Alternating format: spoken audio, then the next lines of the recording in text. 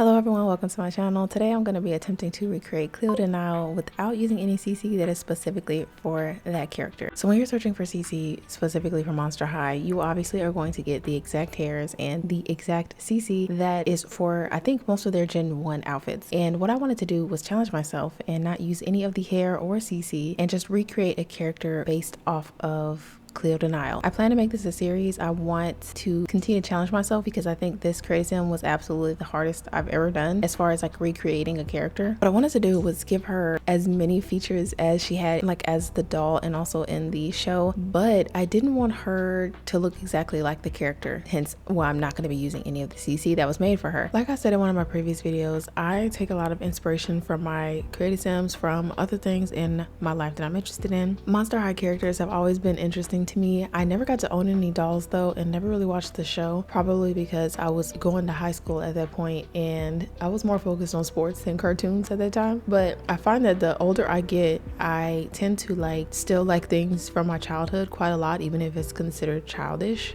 Like for sure, I think a lot of people would think owning a doll would be considered childish. I think a lot of my current obsessions with Monster High dolls comes from doll customization videos that I saw on YouTube. And when I first saw those videos, I was like, do I want to start doing this? And of course, I never actually sat down and took the time to learn how to customize dolls. But I think if I had started when I first discovered those videos, I probably would be pretty good at them by now. I really like creating, and anything I can do with my hands is something that brings me a lot of joy, and anything I can create and I'm proud of is what keeps me happy, what keeps me going. So I definitely like Create a Sim. It's very fun. It's like the computer version of customizing dolls. I think this was a good trend for me to hop on, and I am going to really enjoy creating as many characters as I possibly can.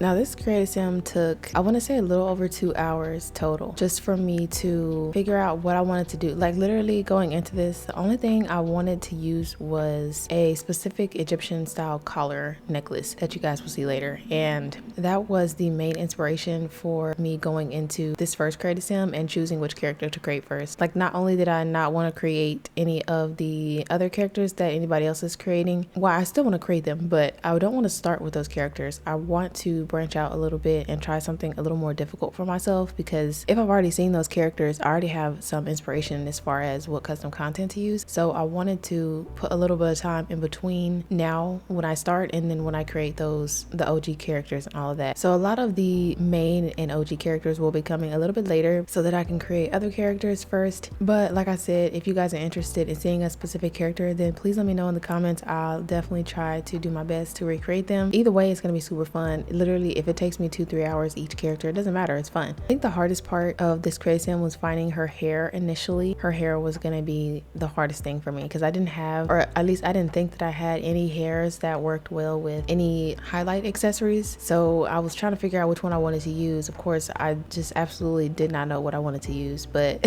I do that going into every creative sim. I never know what I want to do until I get there and just let it come to me. If this is your first time here, hello, welcome. My name is PG Senpai and I like creating fantasy, otherworldly, and ethereal sims. If you guys like this kind of content, then go ahead and subscribe, hit the notification bell so that you never miss an upload and I can stay on your radar. So I wouldn't really consider this like an ethereal or otherworldly kind of creative sim, but I would say the character themselves are considered otherworldly. I think these characters are very unique in and of itself. When I'm looking at some of the art that I find on Pinterest for inspiration as far as like pictures and stuff, these artist OCs are absolutely beautiful and I would love to recreate them, even if they're not like canon, of course, or the dolls themselves. But if you guys are interested in some of my otherworldly and ethereal sims, I can link a video here or my playlist so that you can check it out. It actually is harder for me to make like a human sim for some reason, because I make so many non-human sims. And maybe it's because I don't really have any experience with like proportions and stuff. I just tend to make similar looking sims, so when I go back and look at my creative sim videos or my screenshots, I always think this does not look like